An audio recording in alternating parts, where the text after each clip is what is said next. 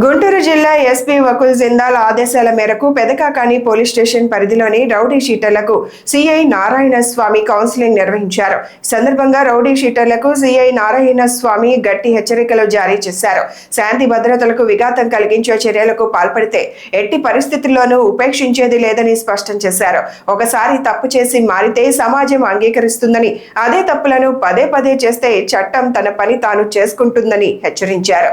నేరాలకు దూరంగా ఉండి కుటుంబ సభ్యులకు మంచి పేరు తీసుకురావాలని సూచించారు. గొడవలు, బెదిరింపులు, దౌర్జన్యాలకు పాల్పడితే కఠిన చర్యలు తప్పవని స్పష్టం చేశారు. యువతను చెడు మార్గంలో నడిపించకుండా బాధ్యతగా వ్యవహరించాలని సూచించారు. ఎంతమంది వచ్చారు బైక్ రైడర్స్? నీ బైక్ ఏది?